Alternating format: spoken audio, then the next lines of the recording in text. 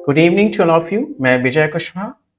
आज फिर से हमें पढ़ना है वर्तनी। 6 लेक्चर इसके डिलीवर कर चुके हैं। आज हमने पढ़ाना है आपको 7वां लेक्चर।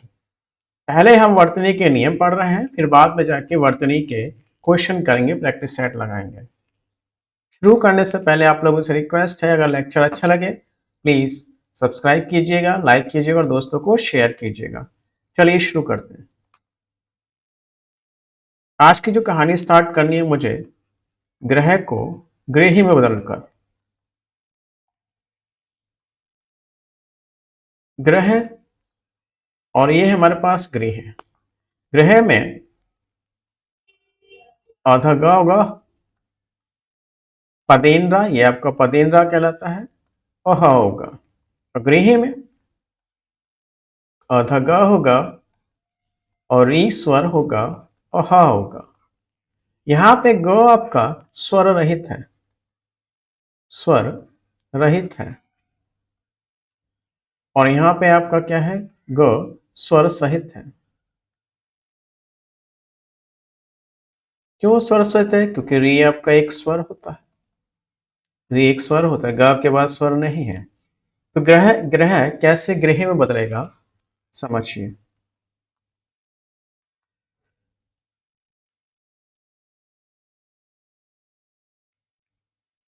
ग्रह में जब इत प्रत्यय लगता है, ग्रह में जब इत प्रत्यय लगता है तो र की मात्रा री की मात्रा में बदल जाता है। तब ये क्या बन जाता है, गृह बन जाता है। गृहित, गृहित। ग्रह में इत की मात्रा लगी तो क्या बन जाएगा, गृहित हो जाएगा। ये छोटा ई है इसीलिए ये छोटा ई आ जाएगा। संग्रह, संग्रह में आपने अगर इत की मात्रा लगा दी तो री में बदल जाएगा और यहाँ पे छोटी ई आ जाएगी तो क्या बन जाएगा, संग्रहित। अनुग्रह, अनुग्रह में आप इत की मात्रा लगाइए, ग्रह र पदेन र री की मात्रा में बदलेगा, अनुग्रह, और ई छोटी ई है ना, हित हो जाएगा, अनुग्रहित। अभिग्रह, अभिग्रह, अभिग्रह का मतलब होता है ग्रहण करना, ग्रहण करना, ग्रहण।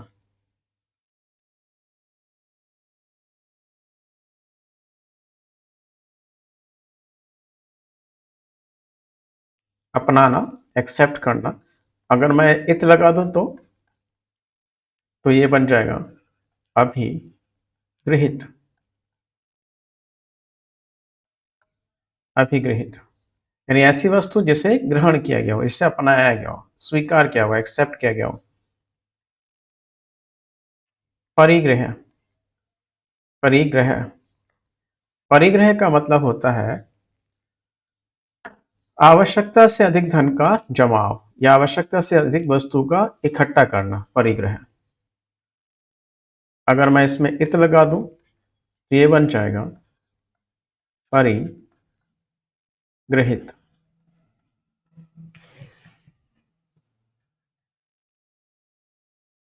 अपरिग्रह, अपरिग्रह। अगर मैं इत लगा दूं, अच्छा, परिग्रह का ठीक अपोजिट होता है ये। परिग्रह और अपरिग्रह दोनों एक दूसरे के अपोजिट होते हैं। परिग्रह का मतलब होता है आवश्यकता से अधिक धन, संपत्ति या वस्तुओं का जमाव, और अपरिग्रह का मतलब होता है आवश्यकता के अनुसार ही चीजें इकट्ठा करना, आवश्यकता से अधिक चीजें ना इकट्ठा करना। तो ये बन जाएगा अपरिगृहित। ठीक। अब इसमें इतने क्वेश्चन आते हैं कि हर चौथे या पांचवें वर्तनी के बाद आपको मिल जाएगा। नॉर्मली क्या करता है, पूछेगा अनुग्रह ठीक है या फिर अनुग्रहित सही से, अनुग्रह ठीक है तो अनुग्रह ठीक है, नहीं नहीं नहीं, अनुग्रह तो ठीक है, हमारा अनुग्रह का एग्जाम्पल ये था। हाँ, अनुग्रह ठीक है,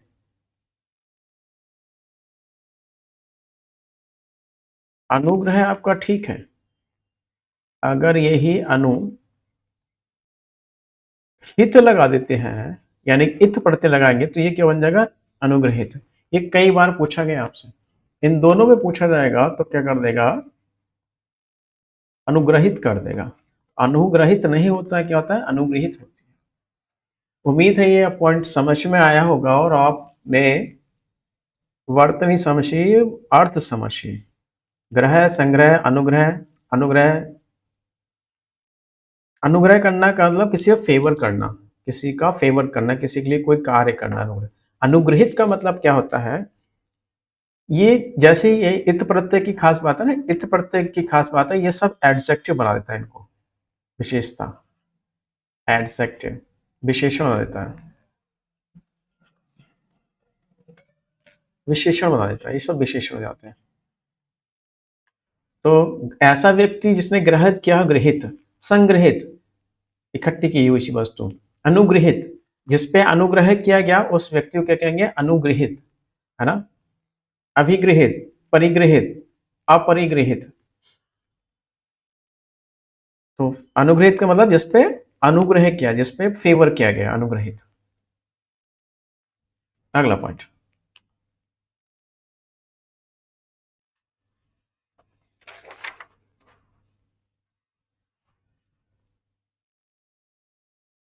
पहले मुझे बताइए, लिखाई ये वाला ठीक है या फिर लिखाई बड़ी ई वाला ठीक है? मिठाई ये वाला ठीक है या फिर मिठाई ये वाला ठीक है ना? ये वाला गलत है, पहला वाला गलत है और दूसरा वाला कैसा है? ठीक है। अब समझिए क्यों ऐसा।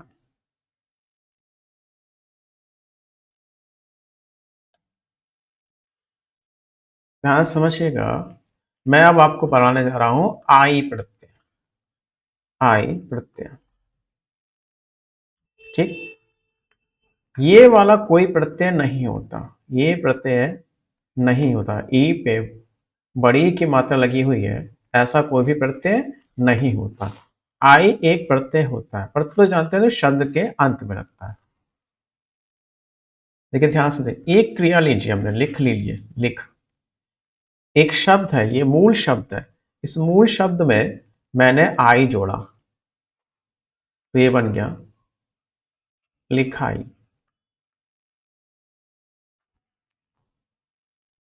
पढ़, ये सब कौन से शब्द है? क्रिया वाले, पढ़ने वाले। पढ़, पढ़ में मैंने जोड़ दिया आई, तो क्या बन जाएगा? पढ़ाई। चिन्ह, चिन्ह में आई जोड़ दूं तो क्या बन जाएगा? चिनाई। सुन में आई जोड़ दिया, क्या बन जाएगा? ये सुनाई।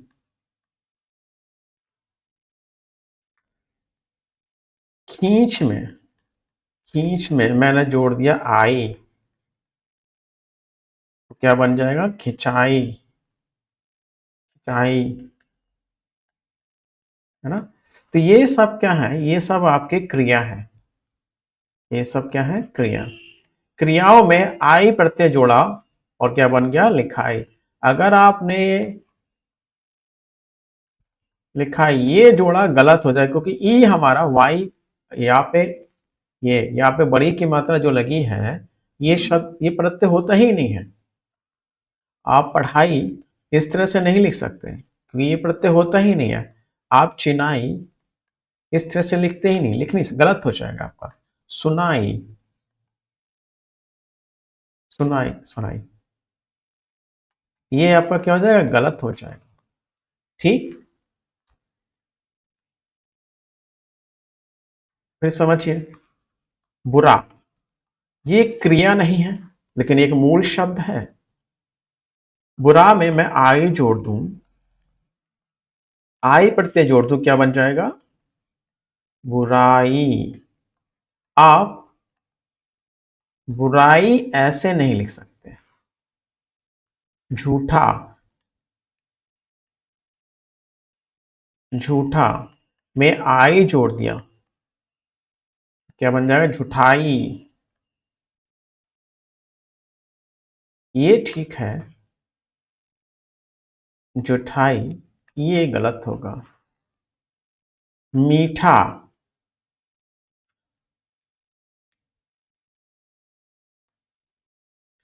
मीठा इसमें आई जोड़ दिया तो मिठाई तो बनेगा लेकिन छोटी ही रहेगा। मिठाई ये ठीक है। भला, इसमें आई जोड़ दिया तो क्या हो जाएगा? भलाई। तन्हा, इसमें आई जोड़ा, क्या बन जाएगा? तन्हाई। ये सब कौन से शब्द हैं? मूल शब्द है, ये सब विशेषण है, एडजेक्टिव है, ये सब विशेषण। तो विशेषण में हमने आई जोड़ा, क्रिया में हमने आई जोड़ा, ये मूल शब्द है। और किसमें आई जोड़े जाते हैं? देखिए, ये है पंडित, पंडित में आई जोड़ा, क्या बन गया? पंडिताई। पंडिताई। ठाकुर में जोड़ा आई, ठकुराई। इसे ठाकुराई नहीं कहेंगे, ठकुराई।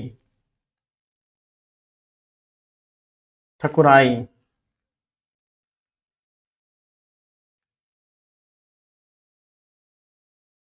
रंग, रंग में आई जोड़ दिया तो क्या बन गया? रंगाई। ये सब कौन से जातिवाचक संज्ञा है? जातिवाचक संज्ञा। तो आई किस में जुड़ा है आपका? आई जुड़ा आपका, आई जुड़ा आपका क्रिया में, आई जुड़ा आपका एडजेक्टिव यानी विशेषण में, आई जुड़ा आपका जातिवाचक संज्ञा में।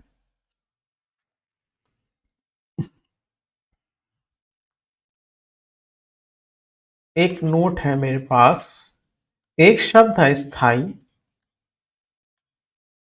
और एक शब्द है स्थाई। एक में बड़ी ई लगी है और एक में या पे बड़ी ई की मात्रा लगी है। अब इन दोनों में से कौन सा सही हो, गैस कीजिए। आप इसी को मारेंगे लेकिन ये गलत है और ये सही है। क्यों? क्योंकि ये खुद एक मूल शब्द है, इसमें आई प्रत्यय नहीं लगा है, इसमें आई प्रत्यय है ही नहीं। इसमें स्थाई खुद ही एक मूल शब्द है, ये खुद ही क्या है? मूल शब्द है। ये खुद ही मूल शब्द है, इसमें आई प्रत्यय नहीं लगा, ये स्थाई एक मूल शब्द है। ठीक।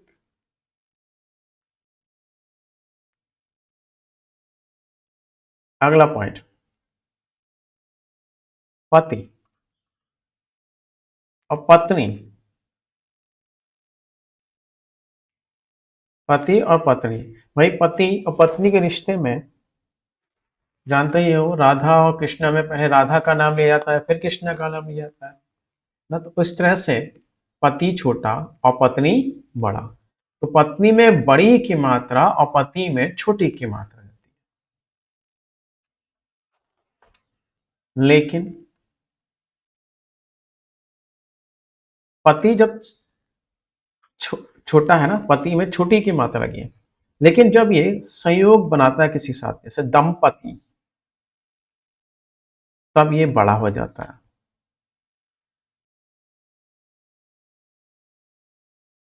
जायापति, जाया का मतलब पत्नी स्त्री, भार्या, भार्यापति स्त्री।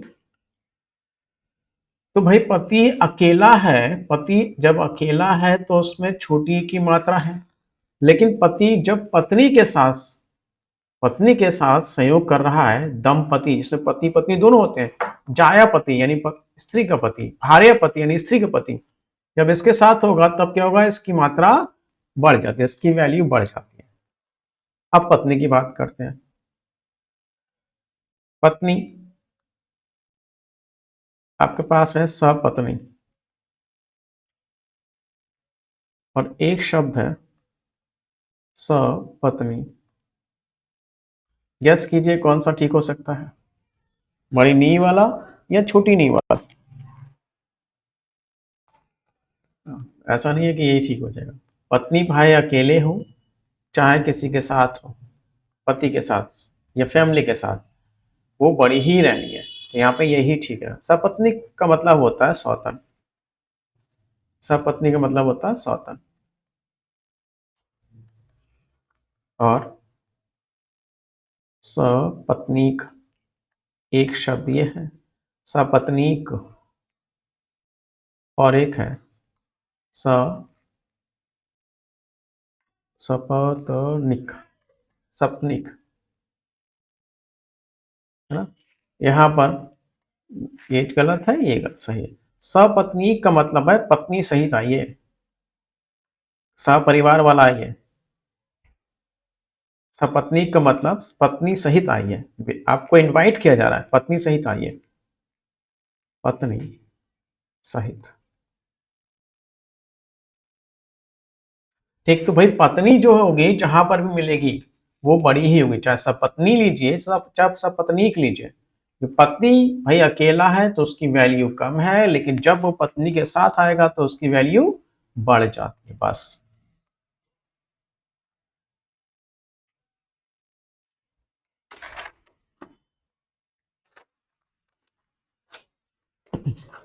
अगला पॉइंट समझिए,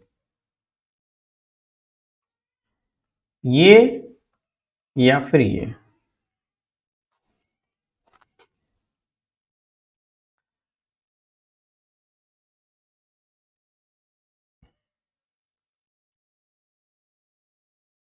चाहिए, ये ठीक है, या फिर चाहिए, ये ठीक है। कीजिए, कीजिए, ये वाला ठीक है, या फिर कीजिए, ये ठीक है। लिए, ये ठीक है, या फिर लिए, ये ठीक है। सामान्यतः ये क्रियाओं के लिए, क्रिया के सेंस में,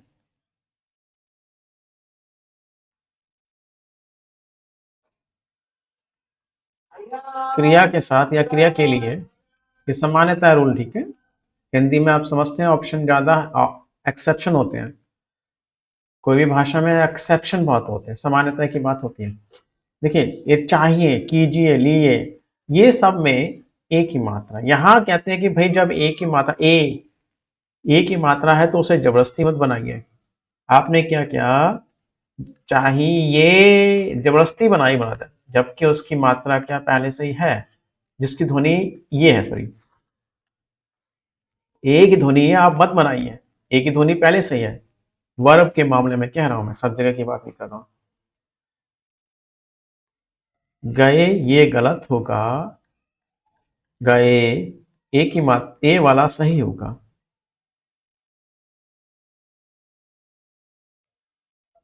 खाएंगे ये गलत होगा, खाएंगे ये सही होगा। करिए ये गलत होगा, करिए एक ही मात्रा वाला सही होगा। हुए गलत है, हुए ये सही है। उम्मीद है आपको ये पॉइंट समझ में आ गया। अगला पॉइंट समझिए, सर्वनाम के साथ अगर का, के या फिर ने विभक्ति आती, का के ने विभक्ति थी, तब क्या होता है बताइए मुझे। उसने ये वाला ठीक है, या फिर उस और ने, ये ठीक है। सबका ये वाला ठीक है, या फिर सब और का अलग अलग ठीक होता है?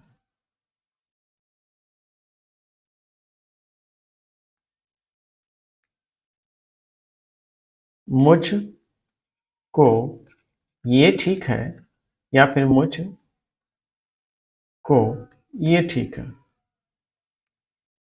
सबने ये ठीक है, या फिर सब और ने अलग अलग, ये ठीक है? आपके ये वाला ठीक है, या फिर आपके ये वाला ठीक है?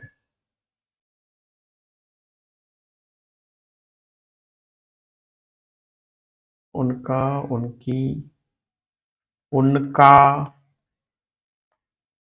उनकी।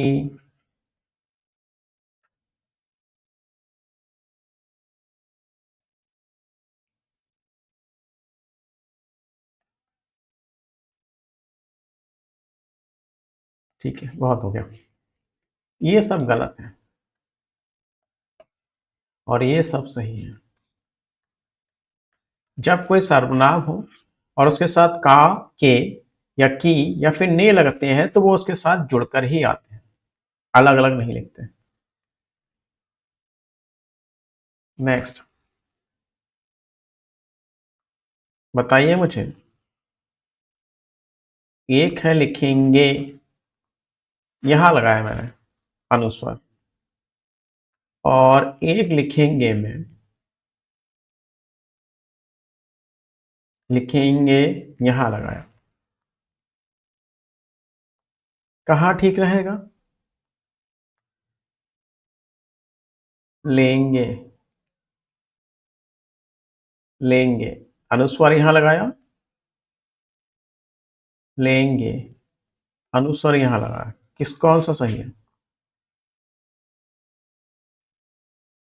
होंगे, ये ठीक है, या फिर होंगे, ये ठीक है?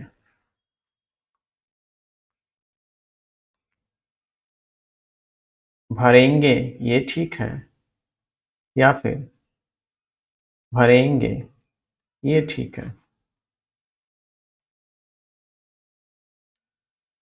समझ गए होंगे आप लोग। ये सब सही है और ये वाले सब गलत है। बोलने से तो चलेगा। लिखेंगे, लिखेंग, अंकी में नहीं आ रही है, लिखेंगे, लेंगे, होंगे, भरेंगे, तो अनुस्वार यहाँ आना चाहिए। और ये तो आपको पता होगा, मैं के साथ अनुस्वार लगता ही लगता है हमेशा, मैंने के साथ अनुस्वार लगता ही है।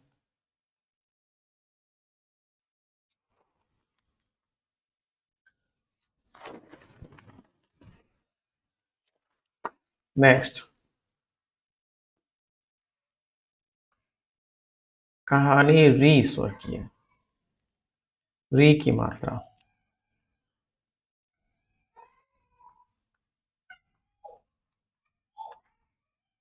री की मात्रा वाले शब्द। अच्छा, आपने ये पढ़ाई था, एक सर्प था और एक वक्र था, और एक मिलेगा सिर्फ। सर्प में क्या है? स, ये रेफ रा कहलाता है, पढ़ा चुके हैं आपको। सर्प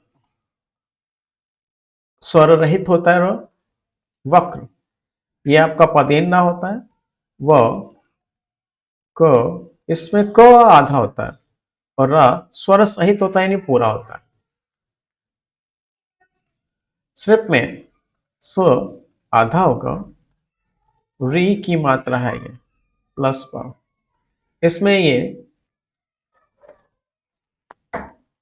क स्वर रहित है, इसमें र स्वर रहित है, और इसमें स स्वर रहित नहीं है, क्योंकि इसके बाद स्वर है, री एक स्वर है।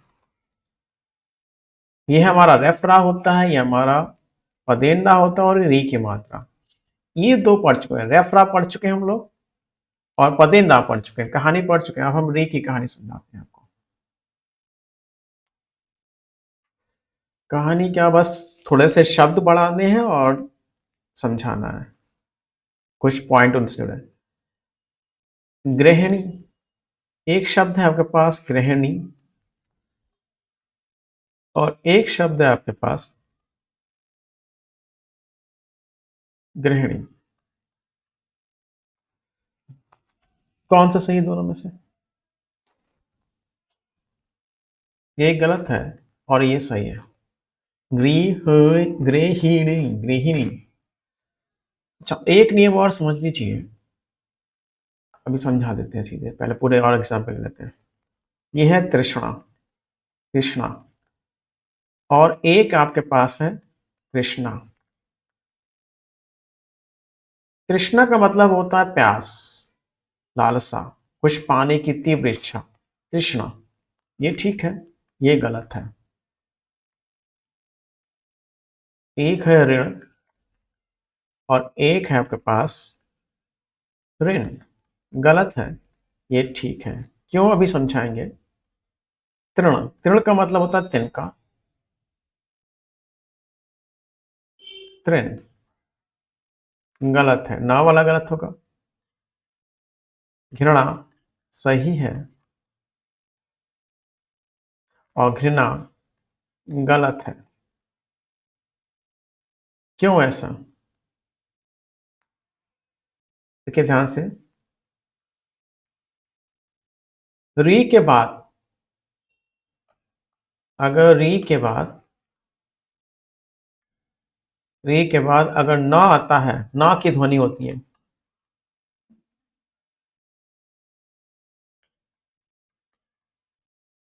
तो न के स्थान पे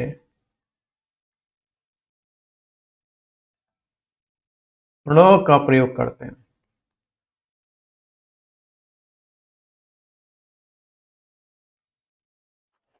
एक्चुअली केवल री नहीं, क्योंकि पिछले पिछले कॉन्सेप्ट ने, पिछले नियम में हम पढ़ चुके, री ही नहीं होती, ऐसा र होता है, मूर्धन्य श होता है।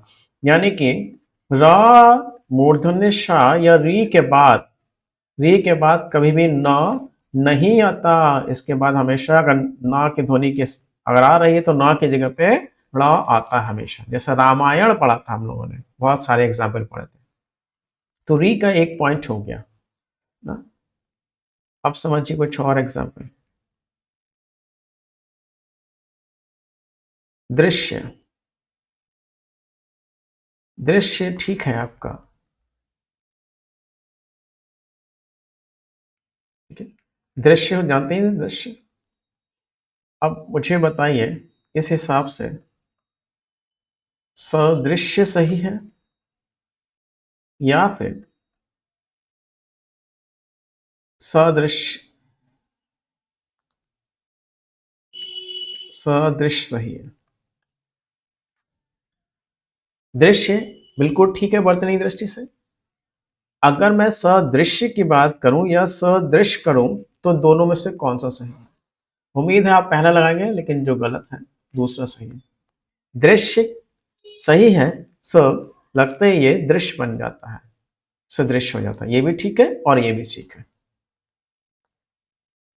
दृष्टि, दृष्टि, हवा जैसी लग रही है। दृष्टि, दृष्टि सही है, लेकिन जब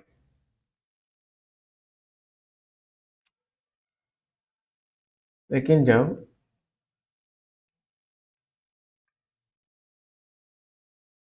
दृष्टा कहा जाता है, तो दोनों में से गैस कीजिए कौन सा सही है।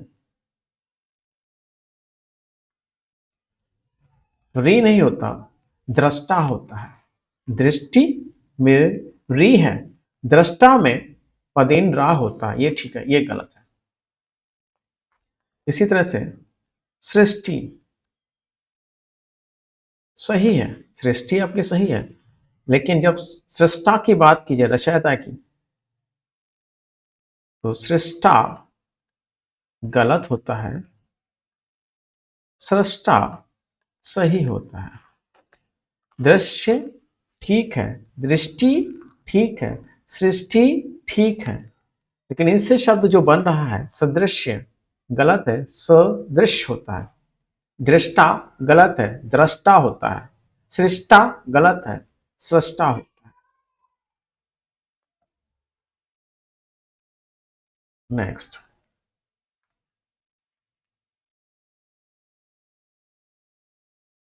संग्रह, संग्रह, संग्रहित, इसकी तो कहानी पढ़ चुके हैं आप लोग। संग्रहित सही है, चूंकि री की मात्रा है इसलिए मैंने लिया, अभी तो मैंने थोड़ी देर पढ़ाया था आपको। संग्रहित सही है,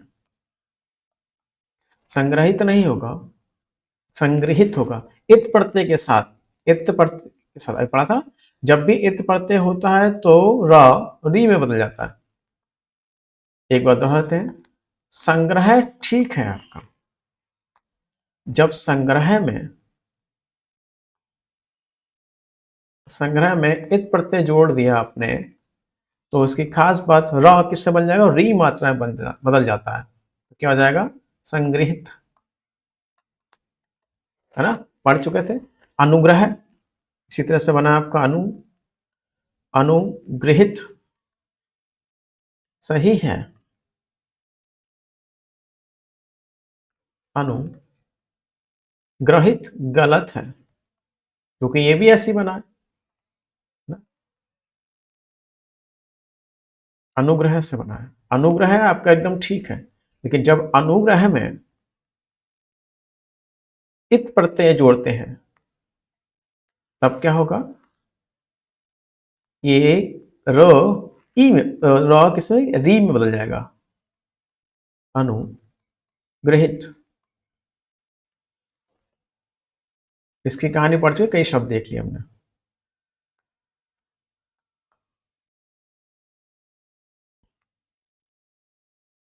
अन अनधिकृत सही है, अनधिकृत सही है, फिर अनाधिकृत सही है। बहुत आता है ये, और मैंने देखा है कुछ बड़े बड़े अधिकारियों के आवास में भी अनाधिकृत लिखा होता है। अनाधिकृत लोगों का प्रवेश वर्जित है, ये गलत होता है, अनधिकृत होता है। होता है क्या है, ये बना किससे है, अन प्रत्यय से बना होता है, सॉरी अन उपसर्ग होता है इसमें, और ये अधिकृत से बना होता है। व्यंजन संधि है और इसे पूरा कर देगा, और इस आधे स्वर को पूरा कर देता है, इसको स्वर दे देगा, और इस तरह से क्या बन जाएगा, अनधिकृत। बहुत बार आया हुआ है।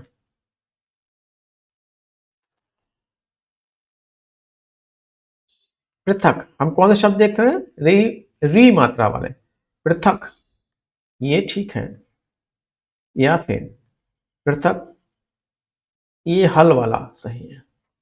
ये भी हल वाले कौन कौन से शब्द हैं उसकी चर्चा हम पहले ही कर चुके थे। पृथक में हल लगा होता है, ऐसे शब्द जो हल पर खत्म हो रहे हैं हलंत कहते हैं, हल अंत, हल पे अंत हुआ।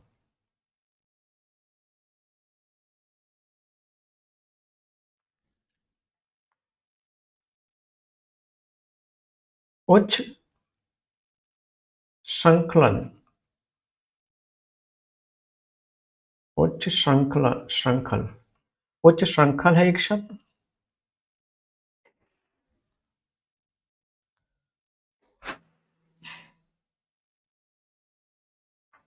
उच्च, उच्च,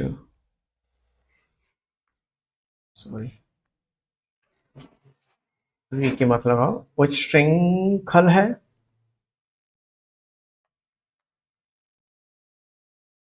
ये कॉल लेते हैं, ये छात्र छतरी वाला है, उच्च श्रृंखला है, ये कॉल लेते हैं। उच्च श्रृंखल है, तीनों में से गैस कीजिए कौन सही लगेगा आपको। गलत, गलत, ये ठीक है।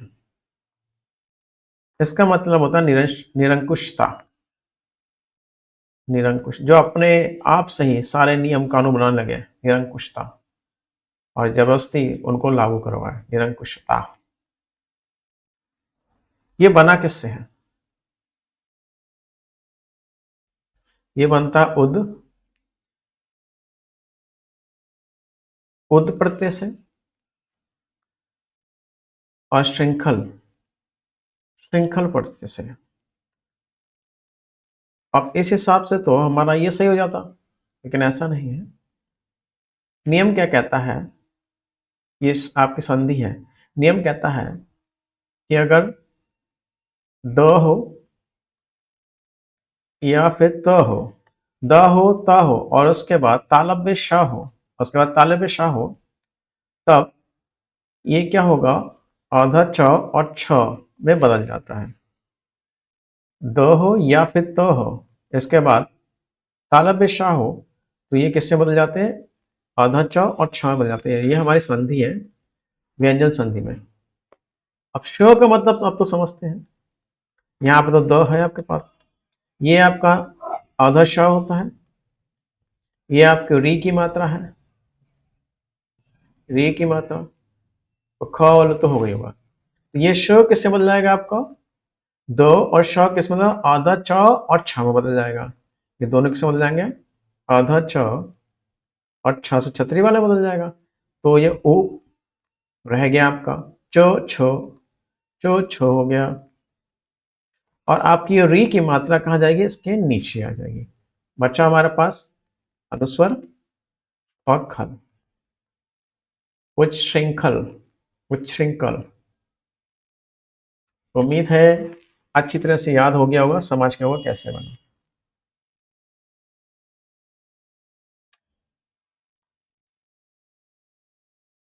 कृतघ्न, कृतघ्न एक शब्द है, कृतघ्न, कृतघ्न ये है कृतघ्न, और इसका अपोजिट क्या होता है,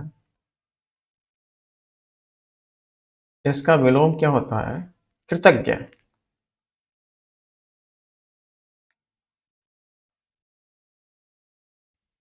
कृतज्ञ जो उपकार को मानता है,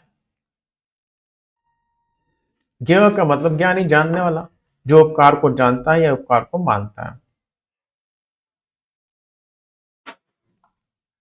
एहसान को जो मानता है, और कृतज्ञ का मतलब क्या होता है, जो एहसान को नहीं मानता, जो उपकार को नहीं मानता। ये आपका वर्तनी में कम, आपके अपोजिट मीनिंग में ज्यादा आता है ना, विलोम शब्दों में। तो ये री वाला शब्द है, ये भी क्या है, री वाला शब्द है। अगला है परिष्कृत। एक शब्द है आपके पास परिष्कृत। अब चूंकि आप समझ ही गए कि वह परिष्कृत सही होगा कि परिष्कृत सही होगा, हाँ, समझ ही गए हो, री की पढ़ रहे तो यही सही होगा। परिष्कृत क्या होता है, किसी चीज को रेक्टिफाई किया गया, शुद्ध किया हुआ।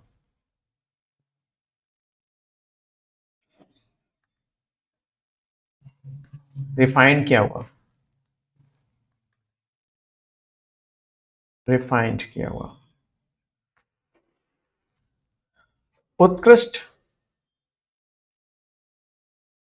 उत्कृष्ट मतलब बहुत अच्छी, उत्कृष्ट। आकृष्ट, आकृष्ट का मतलब होता है जो किसी चीज की ओर आकर्षित हुआ हो, ऐसा व्यक्ति जो किसी ओर आकर्षित हो गया, उसे कहेंगे आकृष्ट। आकृष्ट का जो अपोजिट होता है विलोम,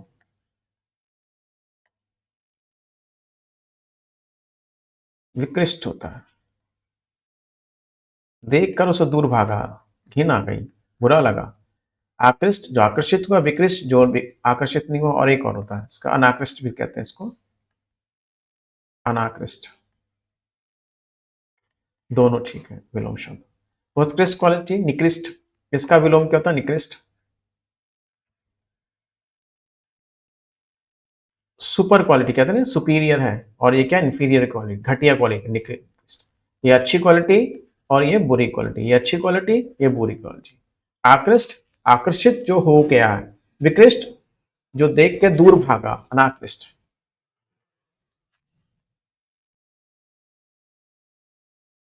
भ्रिकटी, भ्रिकटी, भ्रिकटी, भ्रिकटी कहते हैं भौं को। आंखों को पलक, आंखों के ऊपर जो होती है ना, भौं, भौं, भ्रिकटी।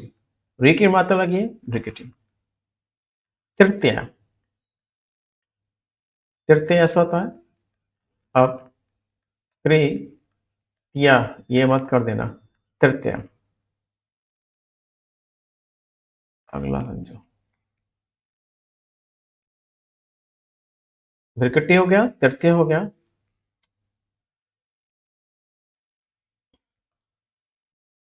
हृदय, हृदय। इसमें पता ही होगा, पढ़ा चुके हैं आपको आगे कहानी। आधा ह होता है स्वर रहित है। क्या स्वर रहित है इसमें? नहीं, इसमें स्वर है। ह में स्वर है, प्लस तय। ह स्वर रहित होता है, आधा ह और ये री की मात्रा है, हृदय।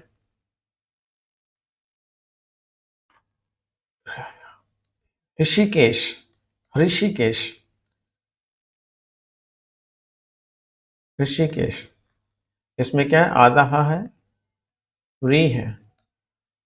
केश तो जानते हैं, विष्णु जी को कहा जाता है ऋषिकेश, विष्णु जी। हृत, हृत। इसमें क्या होगा, ह अलंत वाला और री। वैसे तो ये आधा ही है, लेकिन री स्वर से पूरा कर देती है। हृत, हृत, हृत का मतलब है जिसका अपहरण किया गया या चोरी की हुई वस्तु, चोरी की हुई, या फिर अपहरण की हुई, अपहरण, अपहरण, किडनैप की हुई, समझ गए होंगे आप लोग।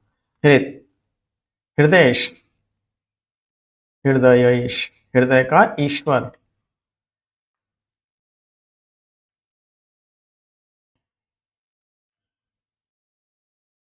बृहन्नल, री की मात्रा है, बताए, कोई बता सकता है? हाँ, कोई बताए, कैसे सुनूंगा ही नहीं मैं। बृहन्नल किसका पर्यायवाची है? बृहन्नल कहा जाता है अर्जुन को। जब अर्जुन पांडवों का जो, वो क्या कहते हैं, पांडव चले गए थे, उन्हें राज्य से निकाला गया, तो वो स्त्री के, अर्जुन जो है स्त्री के रूप में बना था, स्त्री का वेशभूषा की थी, तो वो बृहन्नला नाम था उसका, इसलिए अर्जुन को बृहन्नल कहा जाता है। सांकृत्यायन, सांकृतियायन, इसकी भी कहानी पढ़ चुके हैं। सांकृत, सांकृति प्लस आयन इसमें है, आयन प्रत्यय है इसमें। घृत, घृत, घृत क्या होता है हमारा, घी को कहा जाता है, री की मात्रा वाला घृत घी। श्रृंगाल,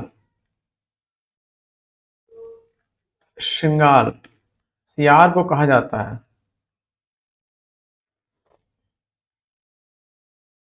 श्रृंग,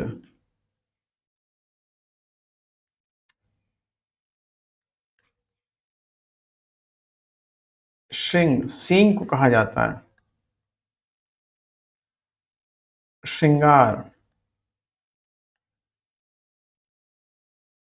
श्रृंगार तो जानते ही हैं सर, श्रृंगार बहुत बार पूछा जाता है। श्रृंगार में क्या करते हैं लोग, ये भी लगा देंगे, या दोनों लगा देते हैं, ये तो समझ रहे हैं आप लोग। इसमें ये क्या है, स्वर का मतलब क्या होता है, स्वर रहित श, ये पदेन रा का एग्जाम्पल है। श्री में क्या होता है, आदर्श प्लस री। इसमें शा स्वर रहित है, इसमें शा स्वर सहित है, क्योंकि री एक स्वर है। कभी भी र और री की मात्रा एक साथ नहीं लगाई जाती। श्रृंगार, ये ठीक है, तो हमारा ये श्रृंगार गलत है, ये भी गलत है। वास्तव में श्रृंगार कौन सा सही है, ये वाला ठीक है।